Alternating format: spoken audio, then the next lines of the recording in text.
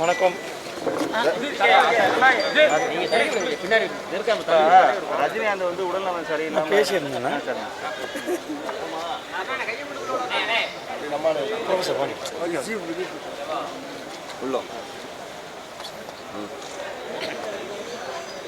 மதுரை ஊடக சகோதரர்கள் உங்கள் அனைவருக்கும் என்னுடைய ஆங்கில புத்தாண்டு வாழ்த்துக்களையும்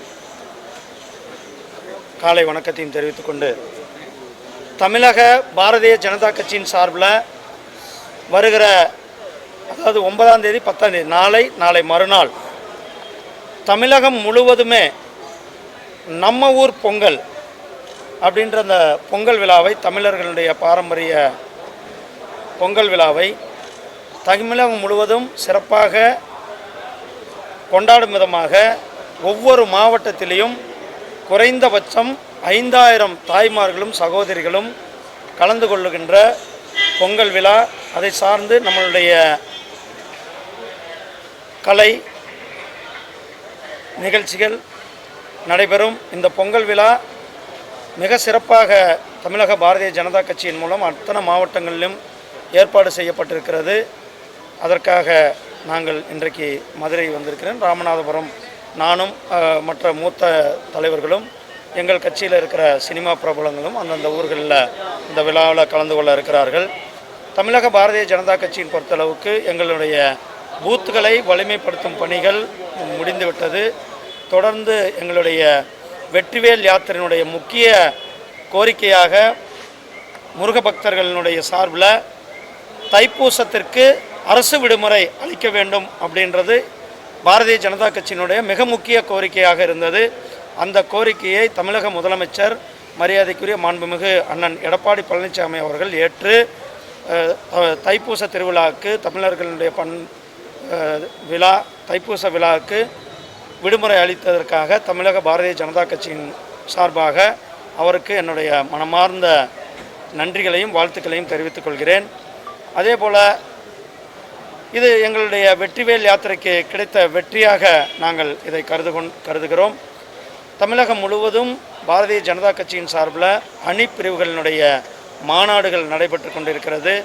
அதே போல் போன ஒரு 10 நாட்கள் கடந்த 10 நாட்களாக விவசாயிகளை சந்திக்கும் கூட்டங்கள், விவசாயிகளிடத்தில் விவசாய சட்ட திருத்தங்களை சொல்லுவதன் விதமாகவும், அதே போல் விவசாயிகளினுடைய மத்திய அரசாங்கம் விவசாயிகளுக்கு என்னென்ன நல்ல திட்டங்களை செய்திருக்கிறது என்பதை விவசாயிகள் மத்தியில் எடுத்துரைக்குமான அந்த கூட்டங்கள் நடைபெற்று வருகிற 14ஆம் தேதி அன்றைக்கு தமிழகம் முழுவதும், அதாவது தை 1ஆம் தேதி அன்றைக்கு 100 நாட்களில் 10 லட்சம் உறுப்பினர்கள் பாரதிய ஜனதா கட்சியில் இணையும், அதாவது சேரும் அந்த கேம்பெயினை தொடங்க இருக்கிறோம். தொடர்ந்து எங்களுடைய பணிகளையும் செய்கிறோம். கூடிய விரைவாக எங்களுடைய ஏற்கனவே எங்களுடைய தேர்தல் அறிக்கை தயாரிப்பு குழுவானது திரு ஹெச் ராஜா அவர்களுடைய தலைமையில் அந்த குழு அமைக்கப்பட்டிருக்கிறது. அந்த குழுவானது தமிழகம் முழுவதுமே சுற்றுப்பயணம் மேற்கொண்டு பொதுமக்களிடத்தில் தேர்தல் அறிக்கையில் என்ன சேர்த்தணும் அப்படின்றது பொதுமக்களிடத்தில் கருத்து கேட்டுக்கொண்டு இருக்கிறார்கள். அதனுடைய பொதுமக்களினுடைய கருத்துக்களின் அடிப்படையில் இந்த தேர்தல் அறிக்கை பொதுமக்களினுடைய தேர்தல் அறிக்கையாக எங்களுடைய தேர்தல் அறிக்கை இருக்க போகிறது. அதை தயாரிக்கும் பணிகளும் நடந்து கொண்டிருக்கிறது. தேர்தலை முன்னிட்டு எங்களுடைய பிரச்சாரங்கள் எங்களுடைய ஆல் இந்தியா தலைமையின்படி தைக்கு பிறகு எங்களுடைய பிரச்சார கூட்டங்கள் தொடங்க இருக்கிறது. ரஜினிகாந்த் வந்து அரசியலுக்கு வரலைன்ட்டாரு. அவங்க பாஜக அதிமுக கூட்டணிக்கு ஆதரவாக வந்து கேட்பீங்களா? ரஜினியோட ஆதரவு. ரஜினி அவர்கள் அரசியலுக்கு வரல, அண்ணன் ரஜினிகாந்த் அவர்கள் அரசியலுக்கு வரலன்னு சொல்லியிருக்கிறாங்க. அண்ணன் ரஜினிகாந்த் அவர்கள் தேசியத்தின் மேலேயும் ஆன்மீகத்தின் மேலும் மிக பற்றுள்ளவர்கள். எங்களுடைய கட்சி தேசியமும் தெய்வீகமும் என்னுடைய 2 கண்கள் என்று ஐயா தேவரையா அவர்களுடைய வழியில் எங்கள் கட்சி நடத்தி கொண்டிருக்கிறோம். எங்களுடைய கட்சிக்கு அவர் ஆதரவு கொடுத்தால் வரவேற்போம். உங்கள் கூட்டணி வெற்றி பெறும் பட்சத்துக்கு ஆட்சியில் வந்து கூட்டணி கேட்போம், அது வந்து கேட்டிங்கன்னா அது வந்து போகாத ஊருக்கு வழி தேடுற மாதிரி அப்படின்னு சொல்லி முன்னாள் அமைச்சர் வைகச்செல்வன் சொல்லியிருக்காரு. ஆனால் இவங்க செய்திருக்கோம்னு சொல்லியிருக்காரு. இல்லை, தேர்தல் முடிட்டும் அதை பற்றியெல்லாம் அப்புறம் பேசிக்கலாம். சார், இப்போ தொடர்ந்து இந்த மத்திய அரசு பணியில் அஞ்சல் துறை அந்த தேர்வு வந்து தமிழ் புறக்கணிக்கப்பட்டதாக தமிழக கட்சிகள்லாம் மிகப்பெரிய குற்றச்சாட்டு வச்சுருக்காங்க. மத்திய அரசு ஏற்கனவே தமிழை வந்து சேர்ப்போம்னு சொல்லி இந்த நிலையில் அதை வந்து இப்படி பண்ணியிருக்காங்க. இதை எப்படி? மத்திய அரசாங்கம் தான் சொல்லிடுச்சு, உங்கள் கேள்வியிலே சொல்லியிருக்கிறீங்க. மத்திய அரசாங்கம் தமிழ் சேர்க்கிறது சேர்க்கணும்னு சொல்லியிருக்காங்க. கண்டிப்பாக சேர்த்தோம். இந்த இதில் கல்பாக்கத்தில் உள்ள அணு நிலையத்தில் தேர்வு வந்து மும்பையில் நடக்குது, ஆனால் தமிழ்நாட்டில் நடக்கலைன்னு சொல்லிட்டு வந்து எங்கள் அணுநிலை நிலையம் ஒரு பிரான்ச்சுங்க. இங்கே இந்தியா முழுக்க இருக்கிறத மத்திய அரசாங்கம், அங்கே நம்மளுடைய கல்பாக்கத்தில் இருக்கிறது ஒரு பிரான்ச்சு.